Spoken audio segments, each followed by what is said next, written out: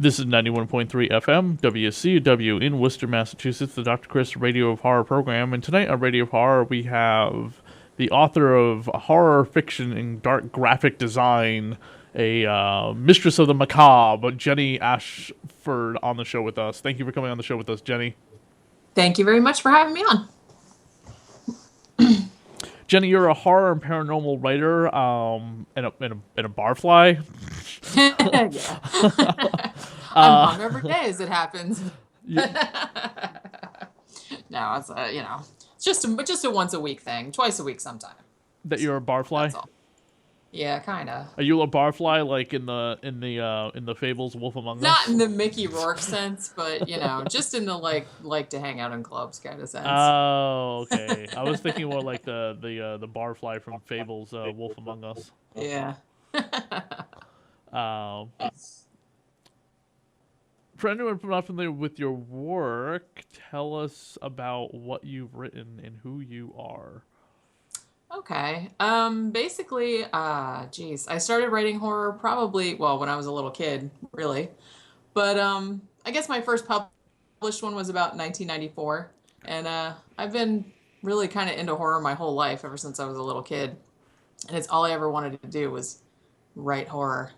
And especially after I started reading like Clive Barker and stuff when I was a kid. And I said, this is what I want to do. I want to do what this guy does. So I basically started I started with short stories, got some published in some anthologies, and published my first book in 2007, I think. You were 14 in 2007? That was when I published the first book. Oh, okay. But what did you do when you were 14? What did I do when I was 14? Well, you said it right in the beginning. Oh, now I don't even remember what I said. Probably I said 1994. I started. Oh, okay, 1994. Okay, all right. 1994. Yeah, that's what I said. Well, I was 14 in 1994. How old were you? Oh, how old was I? I graduated from high school in 1990. You so did? I was 4 years old. Yeah, so 22. I was 22. Oh, wow! I graduated in 1998. Oh, okay, yeah. You don't look 8 years older than me. Well, thank you. I like to think, blood of virgins keeps me young, all that. We had this whole discussion about blood of virgins yesterday with my artist for my Dracula comic book that we're working on. Me and this female artist named Isaiah Solaris have a Dracula comic book that we are doing. And basically we take the entire story of Dracula and we gender swap the whole cast. Nice. Yes. See, everyone I talk to says it's a really good idea. Hopefully, I know. I like the sound of that. Hopefully it will sell a lot of copies. Yeah. So, and we were talking about like the blood of the virgin, and we were like, I'm like, listen, back when Bram Stoker wrote that novel, nobody had any clue about microbiology and crap like that. Yeah, so when you have sex, it doesn't change you on the molecular level to the baseline DNA. Yes, as a woman, you have a more physical change than a guy does, obviously. Yeah. But the under a microscope, if they took a sample of your blood, it wouldn't show, well, he's very promiscuous and she's a whore. Just look at this sample versus the sample of this nun. Oh, damn. Okay, yeah. Yeah. Someone's like, so if you travel back in time, what would you do? I would kill Hitler, or I would sing with the Beatles or something. I'd be like, no, I'd go back in time and educate stupid people about what virgins really mean. Well, someone needs to do that. I mean, we can't all go back in time and do the really big, exciting shit. We have to. I think it was Kevin Smith's chasing Amy. They talk about the losing of the virginity, and then she's like, well, then if I lost my virginity, I did it on my bicycle back when I was 14. That's right. I remember that. Oh my gosh, I haven't seen that movie in so long. Oh, it's such a great movie. If you go to cons, that's the movie I recommend for people to watch. Or people who are trying to develop their own comic book, I'm like, you need to watch Chasing Amy. Yeah. And they're like, why? Yeah. Ben Affleck has the superpower to turn lesbians into straight women. What? How is that relevant? I'm like, yeah, but there's so much else going on in that movie that's so relevant. Oh, man.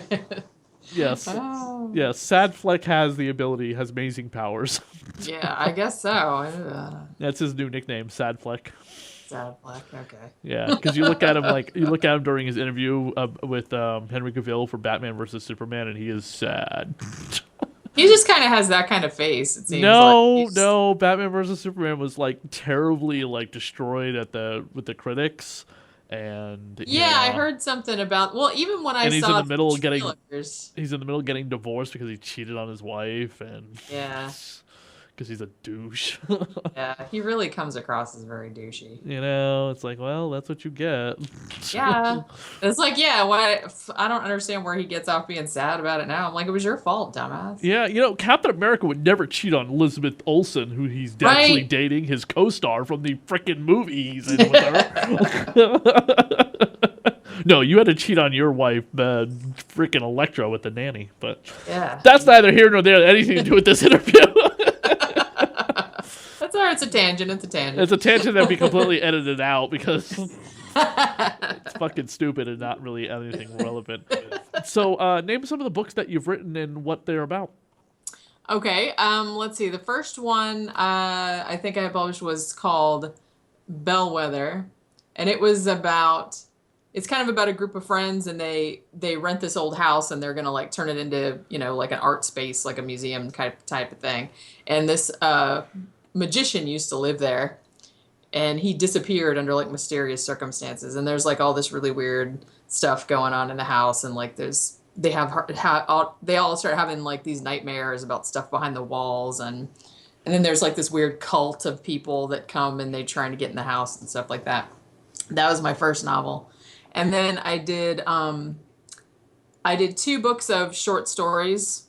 One's called Hopeful Monsters. That was the first one. That was from 2009, I think. And then I did one called The Associated Villainies. What? 2009 is funny? No, I was coughing. Oh, okay. I thought you laughed, and I was like, what's funny about 2009? I don't remember that being that funny a year. But, yeah. Avatar came out that year. Yeah, I did not like that movie. The remake of Star Trek came out that year. Yeah. Barack Obama's first year in office. Yeah. See, not so funny. I can't think of anything else that really significant happened. No. That awful Wolverine movie came out. I didn't even see that.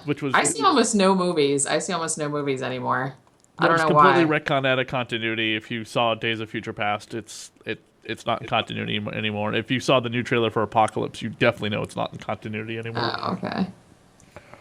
I just feel I don't know. I think the last thing we saw in the theater was that one about Elvis and Richard Nixon. That came out this month. Yeah, which was that was like a lot better than I thought it would be. It's not usually the kind of thing like I would go see, but I'm like, that looks funny. Let's go see that. It's not a horror movie. You don't just. And it was very funny. You don't just go see horror movies. I do, but not. Mostly, I wait until they come out on Netflix. It's like the only things we'll pay to go see in the theater. Like we saw Star Wars, obviously, and. Well, you had to. Yeah, because you got a Star Wars movie coming out every single year for the next 6 years. It's like, well, if there's one movie I'll go see this year, it's the new Star Wars because we have another one coming out every year. But that's okay. So, I like Star Wars, and we saw. It's after waiting years for a new the James Bond movie Spectre. That was pretty good. Oh yeah.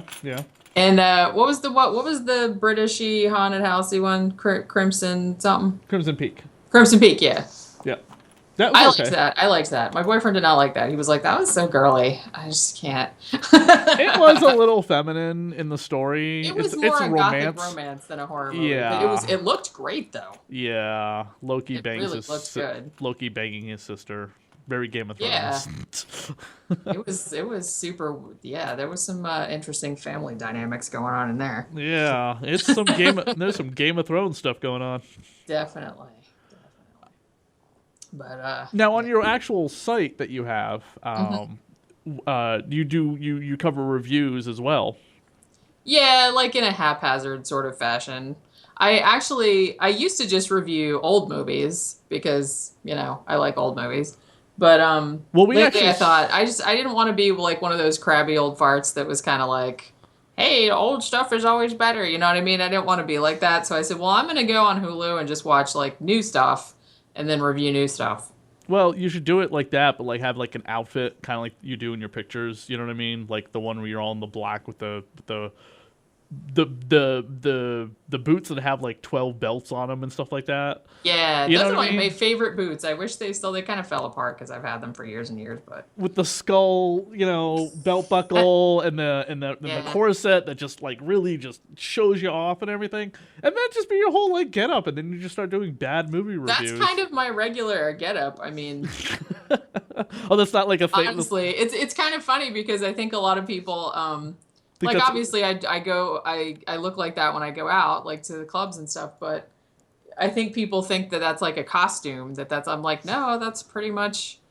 I don't wear a corset every day because they hurt, but other than that, I think if you wore a corset every day, you would die. That's why women didn't probably live that long back then. you can, but you can't tighten them all that much. No, but I seriously think that's one of the reasons why women. I mean, I'll explain why men didn't, but that's a whole other conversation. But the reason why women didn't live that long back then, because you only lived to be the age of like 50 or something, is Yeah. because the corsets were like squeezing all your organs together in your Yeah, breasts, it's like and like all their innards were squished. you know I'm sure your that's probably contributed. your rib cage was probably like puncturing your lungs, and you're internally bleeding, and jeez, and no wonder there were so many miscarriages, and it's just Yeah. It is fun. Like I Think wear about them it, once or twice every a week, and they're day. not super super tight. I mean, they're tight enough, but it's funny because once I get dressed to go out, that's pretty much it. It's like I'm sitting in the car. I'm like, I can't bend over. I can't get anything. It's like, you know what I mean? Do you bring a claw with you, like those old people have for high-reaching things? Considering how old you are, you might need one. And then just reach up there, and you can reach down. Like it's not because I'm old. It's because I'm so sexy in this corset. I need this claw to reach down for myself. I should actually. That's a good idea. I should get one of those things, like those little claw. Or just like put some And I can ad pick on like stuff up that I drop instead of asking people to pick it up for me. just put some ad on like Craigslist or like FetLife or something. Be like looking for servant slave. Just bend over and pick stuff up for me while I Pick wear stuff corset. up when I drop it. Yeah, basically. I could use that. I could probably use that. There you go. There you go. You said you're in Florida. There's a large homeless population down there, and there's a lot of people with signs that will work for food. So there you go. Yeah, I need you to follow me around and pick stuff up for me. Whatever. I'll Yeah. give you a cheeseburger. Sure, why not? Now do you go to what? Not so many homeless where I am, but Huh? not so many homeless people where I am, but Oh, okay. Yeah. You still there? Yeah, I'm still here. I'm just Oh, okay. waiting for Skype wants to cooperate. Oh, okay. Yeah, it's like doing a weird thing.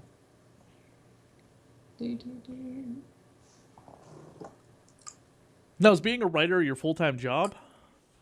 I wish. I'm getting there, but I work at a graphic design company part-time. And the rest of the time I do freelance design and I write. What are you developing in your free time as a freelancer?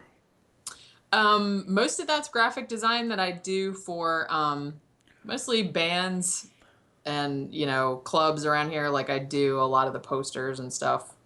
I do band logos, I do CD covers, I do all that kind of stuff. And as far as writing goes, I write the paranormal books, and those have been selling okay. So that's some extra money, and I'm actually working on another one now with a parapsychologist named Steve Mera. He's British. And what does a parapsychologist do? Is that like the Warren people, the ghost demon people?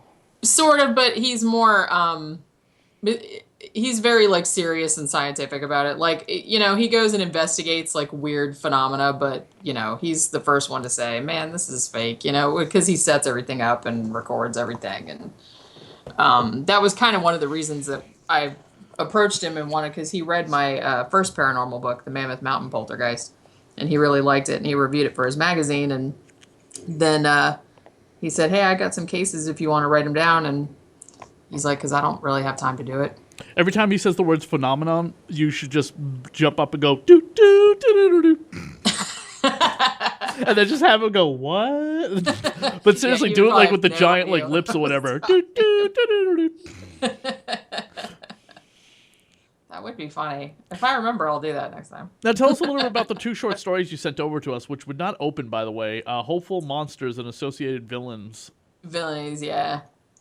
Yeah, I said they didn't open. No. Why not? They were just Word documents, right? There's no preview when I try to open them on 2 different computers. Huh. Okay. You lied! Sorry. They're really good, though, I promise. I'll be the judge of that whenever I get around to reading them.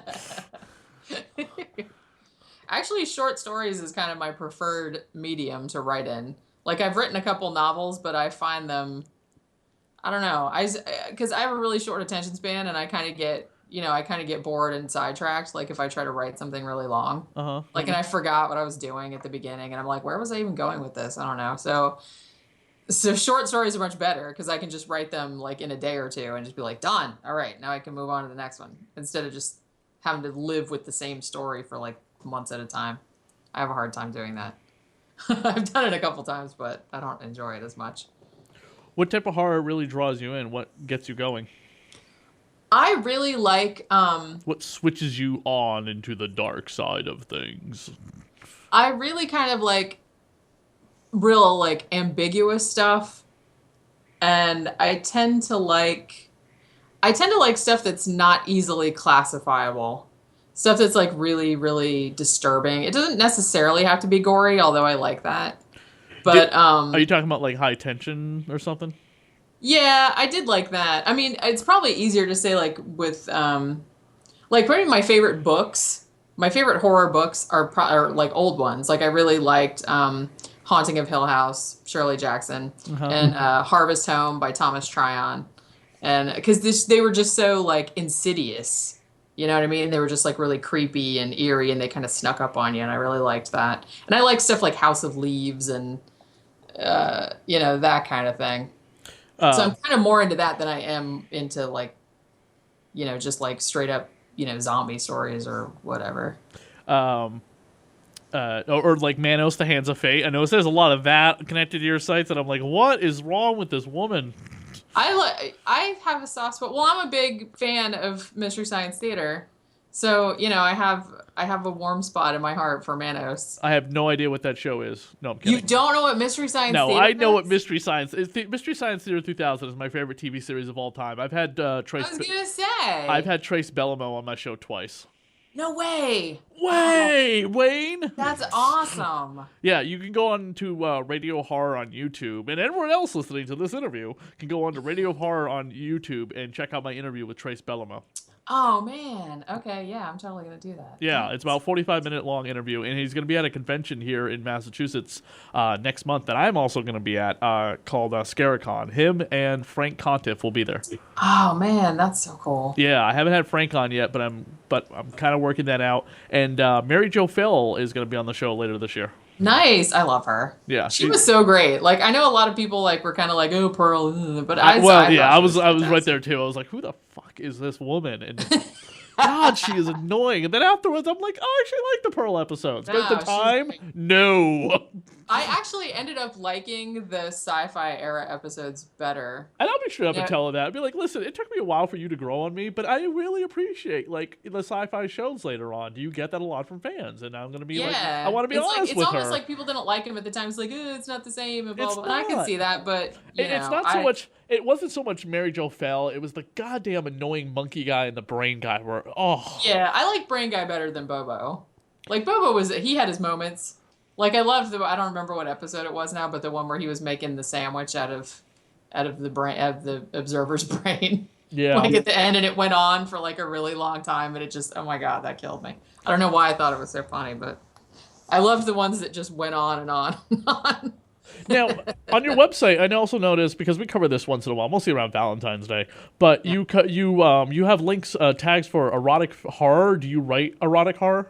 I do. I just started doing, like, some of my horror has erotica elements, but I kind of, like, a few months ago, and more than just, like, the typical teenagers who have sex and then a slasher comes around and stabs them to death. Okay. Yeah, some of them are kind of are kind of more, yeah, like more adult, more like I said, like in a Clive Barker-y kind of, or David Cronenberg Ooh, kind do you have anything you can read to us right now? By the way, don't forget we're being of, recorded, so not, you if you need to grab something, we have a few minutes because we are being recorded and you're not live, so we can edit out the part that takes you a while to go grab something and read it to us.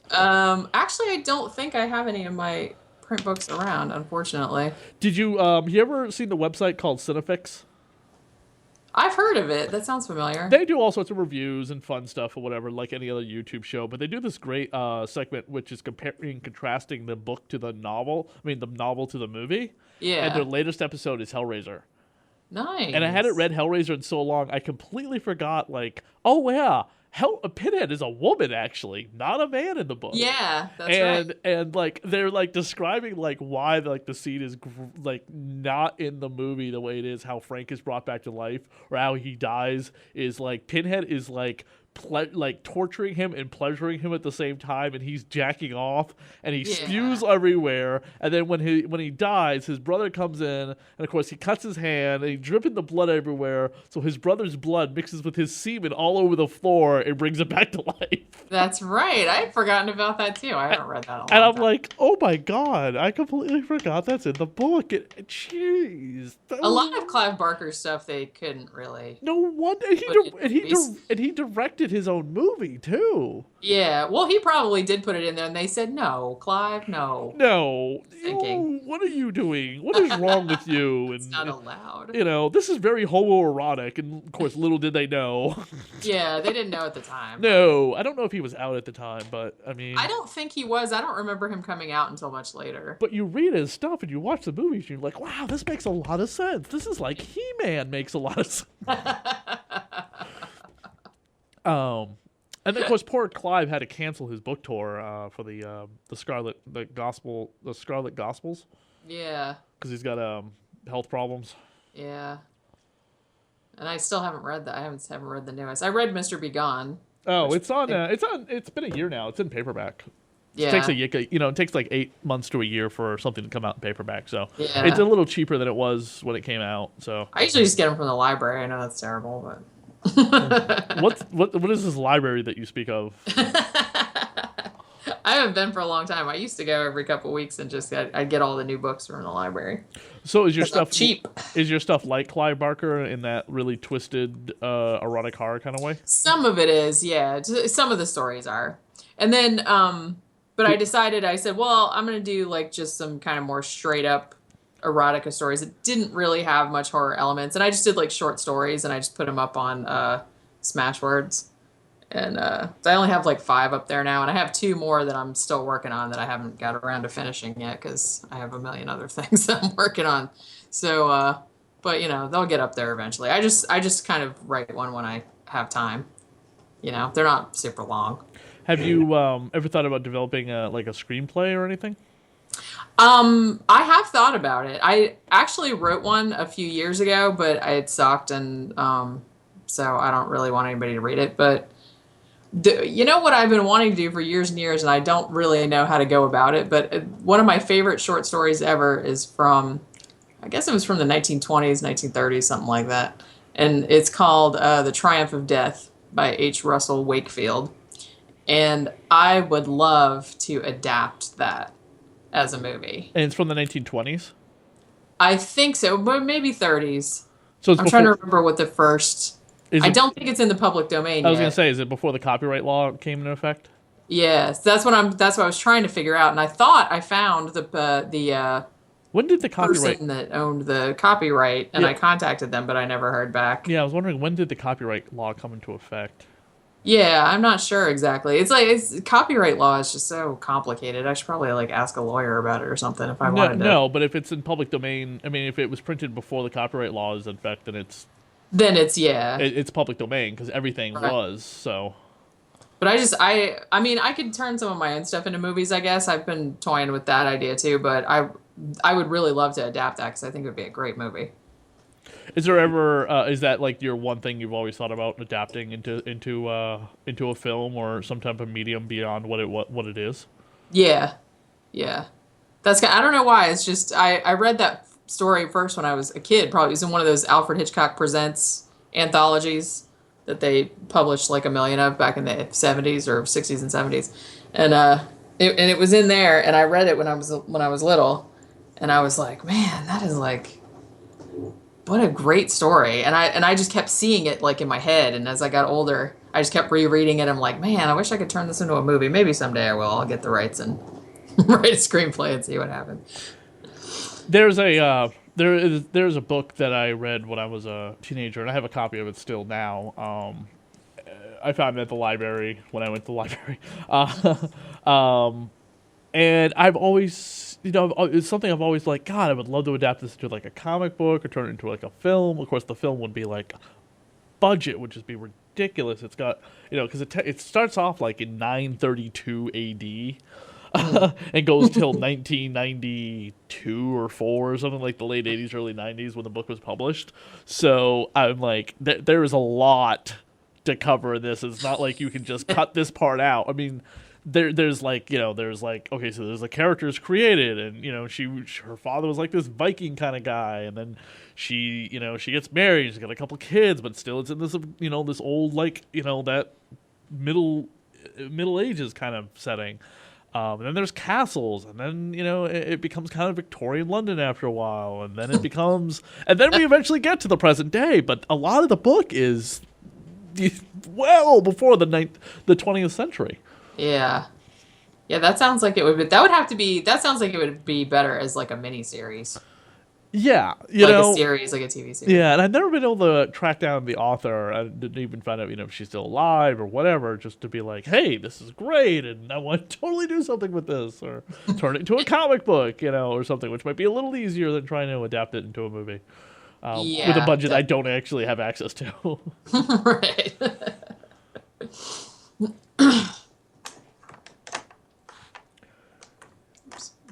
Do you go to conventions and things? Are you active in that scene? Not really. I think the last one I went to, what's that one called? I think it's called Spooky Empire now. I think it was called Screamfest the last time I went. It was probably like 5 years ago. I should go to more. It's just, I don't know. I just never have the money, and I just never have the time. And the only thing I'm doing coming up that's kind of like that is we have a big, comic store here called Gods and Monsters. Oh, cool. In Orlando, and they're having their first anniversary party, and they're also doing a writers alley, so they're having like all these writers come, and you can sell your books and sign them and stuff like that. That's June 11th, I think, so I'm going to be at that. But that's pretty much the only thing. And actually, I'm thinking about maybe doing Spooky Empire this year, like this October. You should do Rock and Shock. It's a horror convention that happens here in Massachusetts. Yeah? How am I going to get up there? I'm going to have to hitchhike. You will, I don't know, drive. We'll write a good story for a ride. Yeah, that's good. That's good. I will tell you a good yarn if you give me a ride. Yeah. Tell the boyfriend to bring you up. Yeah. On his motorcycle. Right, yeah. Just, I'm not riding his motorcycle all the way up there. That's strap right. all the books you need and everything you'll need for the weekend right on your back. Maybe get a little sidecar with some saddlebags. Oh my God. That would be frightening. Where does all the love of horror and stuff come from growing up as a wee little goth? It's weird. I don't really know. It's like, because it seems like as soon as I was old enough to read, all I ever wanted to read was I was like, I want to read about witches and ghosts and, like even when I was really little, I was super into like the Addams Family and just anything about ghosts or witches. I was all over it. And I mean, even me and my little brother I used to like build a little fort, and then I would like tell him scary stories and stuff like that when we were really, really little. So I think it's like genetic, even though my parents don't have that. They don't really care about horror at all. And they're just kind of like, whatever. Did you scare the hell out of them? I probably tried to. I don't think that they didn't really get it. They didn't really dig it and stuff, but they were like, if you like that, that's cool. They weren't like weird about why are you wearing black all the time or why is your hair purple or It's just a phase. She'll get over it. They did say that, but I was like, joke's on you. I'm old now and I still look like that. It's still weird. We were doing research on you, whatever. I came across this like ancient old MySpace picture of you that looks like you were like 10 or something. I don't know. Yeah. We'll use that. I remember I had a MySpace. Holy crap. Hey, you put anything on the internet, it shows up. Yeah, that's true. It's there forever. We'll put it in your we'll figure out like how the aging process went. We'll put it in your YouTube video that we make or whatever. So as the videos continue, just keep getting older and older. Oh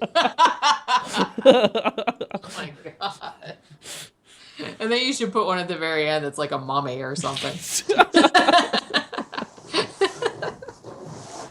This is what she looks like now. This is what she sounded like doing the interview. Just unbandaged her mouth. Yeah.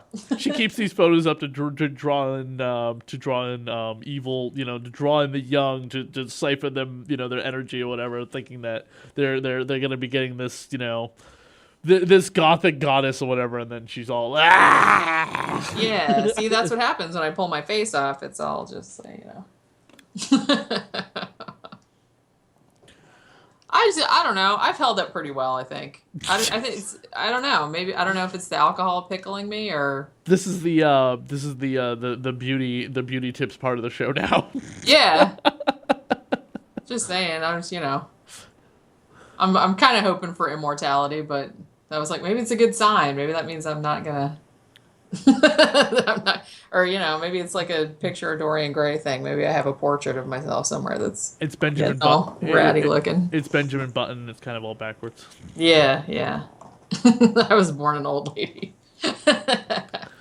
What was the one book that caught my eye? Well, edit that part out too. It's not really fucking relevant. You're reverse aging. No one gonna give a crap about. Oh, what the hell is it?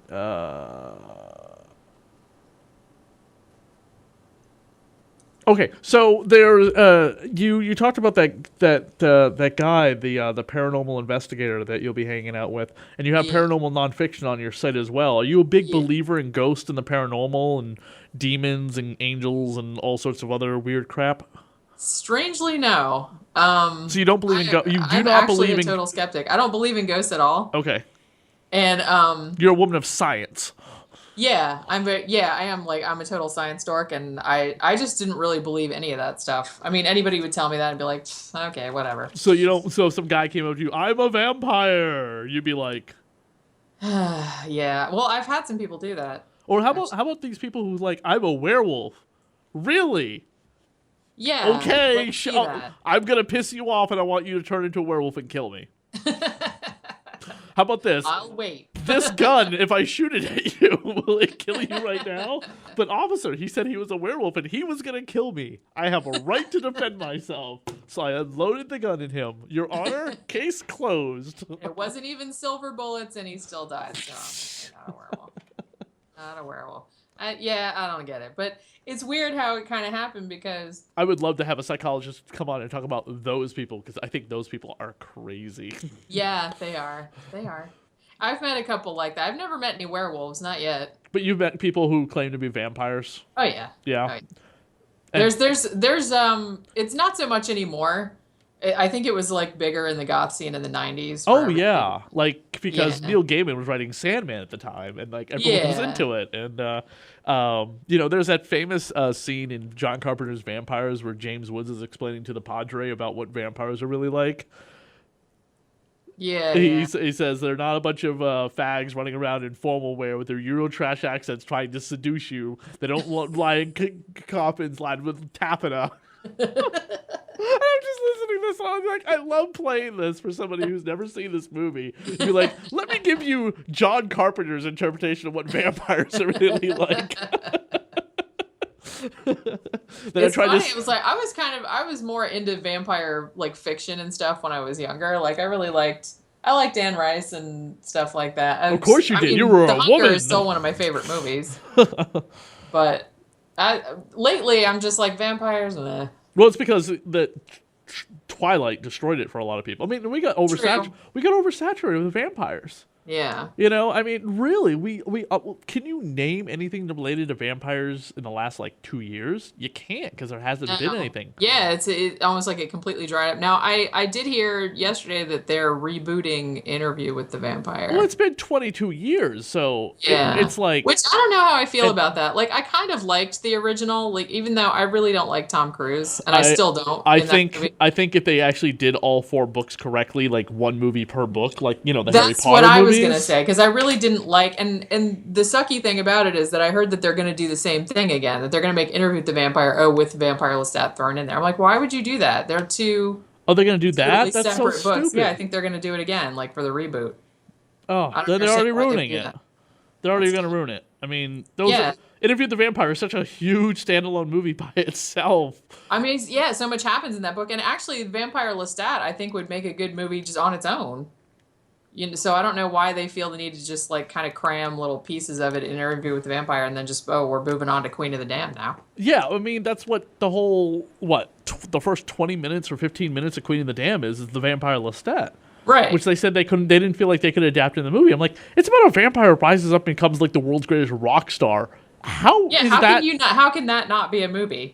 So you get the entire soundtrack of Queen of the Damned in the Vampire Lestat. You have that be the whole movie, and Yeah. then you do the Queen of the Damned, where he is at the top of his world, and now Askiaka or whatever, little Aaliyah, I don't know the vampire's name, but Aaliyah comes after him, and then that's the whole movie. You know what I mean? And I don't remember that plot line with the vampire hunter researcher chick who's trying to be a goth girl.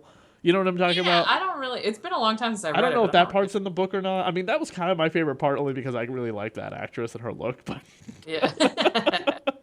Queen of the Dam is actually one of those movies where it's like the soundtrack is better than the movie. Yeah. The movie was really not good. No, Stuart Townsend was awful, Yeah. and it's like, oh well, so this is the last great performance of the R&B singer Aaliyah. Yeah. Oh well. Yeah, Poor girl. But I but actually kind of wish they would adapt the Witching Hour series. I thought they had at least done one, didn't they?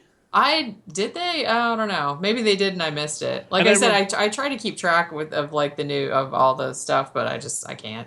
And I remember they announced that they were going to adapt The Mummy into a movie based on Anne Rice's book, but Universal announced at the same time that they were making their Mummy reboot with Yeah. Brendan Fraser, and they put an injunction against the other studio to do it because you can't have two versions of the same kind of film. Yeah. But we have what? Yeah, we're making a mummy movie. You cannot make a mummy movie. But we had three Just versions of shut up. Sherlock Holmes on two different TV networks and in theaters at the same time at one point. That's right. Yeah. We had Sherlock, we had Elementary, and we had the Robert Downey Jr. second movie all out at the same time. Yep. So, and what's funny is that Yeah, it's weird how that happens. and isn't it funny that both Robert Downey Jr. and Benedict Cumberbatch, who played Sherlock, are in Marvel movies? Yeah. Is that weird? It's also incestuous, that whole. It's like the same 5 people doing everything. Yeah, and Watson, by the way, his Watson from Sherlock is in Civil War, and he's gonna be in the Black Panther. He's also a Marvel character. Oh, right. Yeah. Yeah, is that cool? Huh. That is pretty funny. Yeah. But back to the paranormal. So you don't believe in ghosts, but you go on these ghost things with this person. Why? I mean, Well, I can't what go ended up myself happening- because I feel like I'm just gonna make fun of the people and be like, "Oh my god, the door opened." Really? Honestly, the weird thing, the thing that happened was, when my boyfriend Tom told me about what happened to him, and it took him a long time to tell me because he's like, I don't know if I want to tell you this because I know what you're like. You're gonna make fun of me. And he's like, but for real, this happened, and he told me about it, and it wasn't just. I mean, his thing wasn't just like doors opening and like, oh, I saw a shadow and oh, it's cold in here. It was like stuff moving like right in front of their face, and it was like big stuff, and it happened like a lot, like over a few days, and his family members saw it too. And the more I kind of talked about it, I said, I'm going to write a book about that because it's interesting. And honestly, and he thinks this too. He's like, when I was a kid, when it happened to me, he's like, I thought it was a ghost at first, but he's like, afterward, I don't think it was a ghost. He's like, I think it was me doing it. So basically, he doesn't think it's like supernatural in that sense. He thinks it's some kind of scientific thing where some people can just move shit. You know what I mean? With their minds? Yeah, kind of. Because that sounds less ridiculous than ghosts. Yeah, well, actually, he's done it here. He's done it at our house. Like, I've seen it. He doesn't control it or anything like that. So he's one of the X-Men. Yeah, basically. Okay. You should get him booked on Coast to Coast. We've actually tried to, but I haven't heard back. Maybe someday. Because, they're busy, they're backed up, and I heard back from John B. Wells' Caravan to Midnight program, which is kind of this. I guess it's more like the second biggest paranormal show, and they sent me a big questionnaire to fill out. But yeah, so I sent that back, and I'll see. I've been on a lot of those shows though. Some of them are fun to do. The Coast to Coast one, the most ridiculous thing I remember they had on once, they had Satan on, calling from the Down Under, and I missed that one. All you could hear was like the fire behind him, and he's like talking, "I am Satan." Oh my god! He's talking like he sounds like Frank Welker from the Spawn movie when he played Malbogia. Oh my god, that's excellent. I'm gonna look that up. I'm gonna look that up right after your Trace interview. I remember listen to that. Then I'm gonna listen to Satan on Coast to Coast. I remember the first episode I listened to. God, it was back in 2005, and it was about like dinosaurs living in the center of the earth. And then like a few months later, I found the station again. I was like, oh, this is the show. This is that weird show. They're talking about mole men living in the center of the earth, and I distinctly remember being like, we had just come out of the at the time when he was just a funny guy. Now he's a living terror, and we're all worried it's gonna happen. We had just come out of Trump Tower, and we were all like at the set of The Apprentice. We're all like, this is so cool, yay, Trump! Yeah, little did we know, 11 years later, we'd all be dreading. Anyway, not to get political. Well, it's another digression. Yeah. Anyway, and we're on our way back from Atlantic City, New Jersey, back to Massachusetts, and I just remember hearing this story about like dinosaurs in the center of the earth, and I'm like, what is this? We gotta listen to this all the way home because it's a long ass ride from New Jersey to Massachusetts. Yeah. And then several months later, we're waiting outside on Black Friday for something, and like we're taking turns like staying in line, being in the car to keep warm because it was freezing outside, and I remember hearing again about like mole men living in the center of the earth, and I'm like, wow, it must be really busy in the center of the earth. Don't the dinosaurs eat the mole men? What's happening with that? I'm like, the mole men are living with the dinosaurs. They ride the dinosaurs. Everyone knows that. Is the Underminer down there too from The Incredibles? I think the best one I remember, like we used to listen to it a lot, but we haven't listened to it for a while. But the best one I remember, oh man, it was guys that were taking like elevators to Mars, I think. Oh my god! Did you ever hear the one with the? I don't like it when they always like cover like the political stuff, because when they're covering like the election and stuff. I don't mind when it's the X-Files conspiracies. They actually did an X-Files episode this year because the X-Files was back on TV. Right. Yeah. And but I don't like it when they start talking about like the election, or there's like these problems in the world, or these like this like tax bills coming out, and I'm like, guys, this is stuff I could listen to on NPR if I really cared. Boring. I don't care about real world problems. I get to hear about it every day when I listen to normal news. I'll get it then. I want to tune into like women giving birth to black-eyed children, and I don't mean like with black eyes. I mean their entire eyes are black, or or like every once in a while they'll have the Area 51 people on. It's like, there's another book I've written. I'm like, how many books can you write about this? And then of course when Independence Day comes out, they're gonna have a couple of alien episodes. Oh yeah, of course. When the Avengers came out in 2012, they had a whole episode about how like angels are like our superheroes, which is kind of cool. Nice. They did an episode about how like the government was trying to make like a super soldier serum, aka like Captain America. Captain America, right. And nowadays we just call it steroids. It's like, it must be really easy to like book stuff for that show. It's like, what movies are coming out? Is there like, people that think they're werewolves, like we were talking about before. Okay, book one of those. Well, they There's got to have be one somewhere. next weekend on Friday. So I'm going to try and listen to Thursday and Friday night's episode. Friday night may be a little hard because I'll be at a Friday. Next Friday, by the way, is Friday the 13th.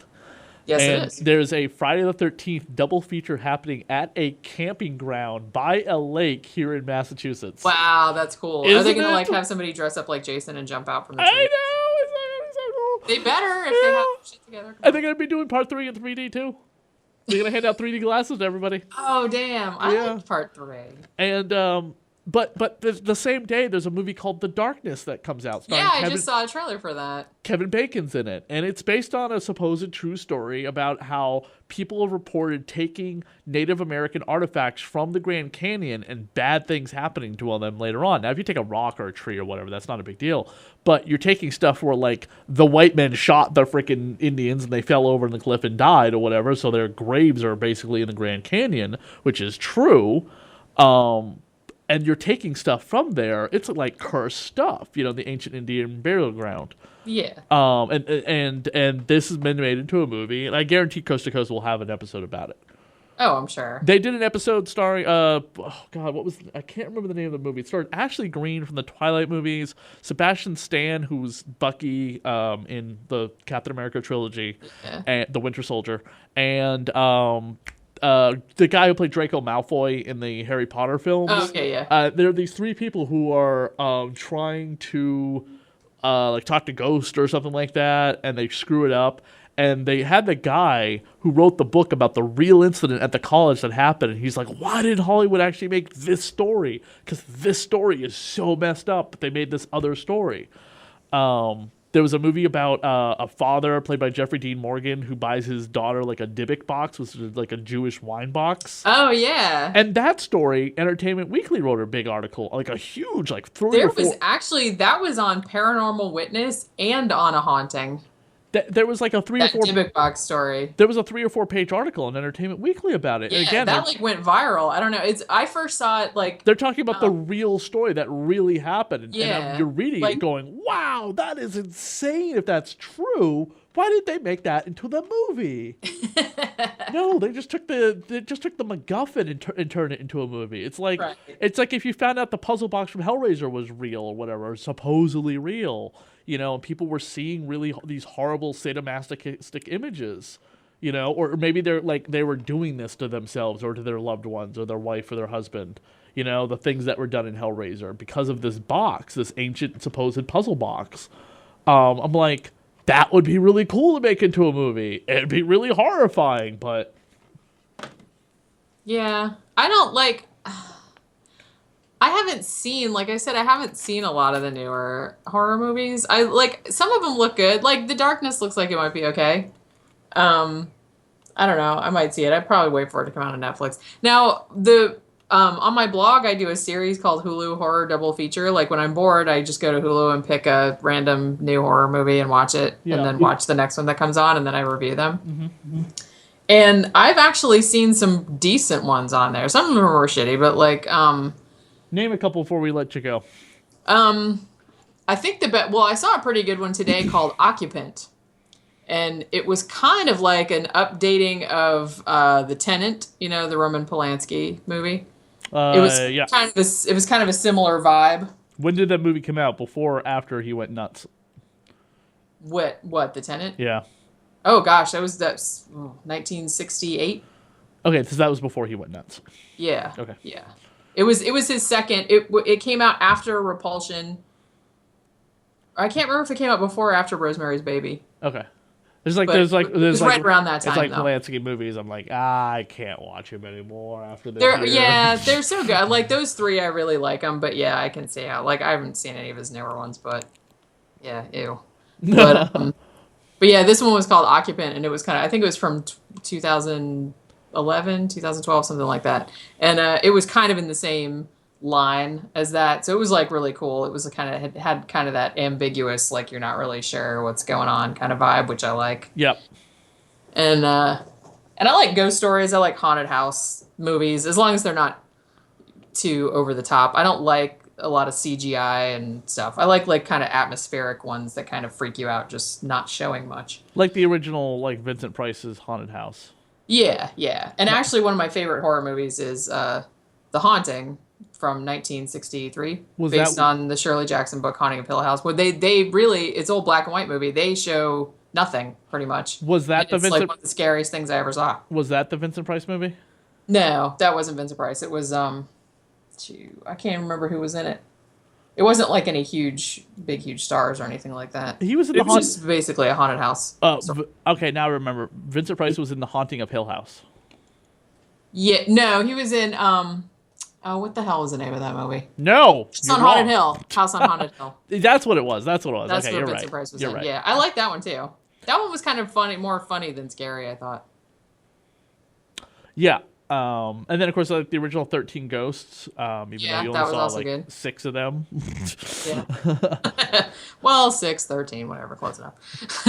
Well, where can people go and buy your books from you and check out more of your stuff?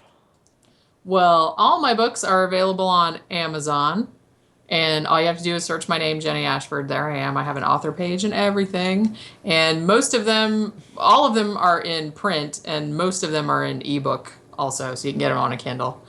And see all my other stuff. I have a website, just jennyashford.com, and I have a blog at goddessofhellfire.com Cool. where I just write funny stuff. There's no rhyme or reason to it really. It's just whatever I feel like writing on there. Movie reviews, book reviews, rants about various things. Gotcha. Well, we appreciate you coming on the show with us, Jenny, to talk a little bit about your work. Well, thank you very much for having me on here. No problem. All right.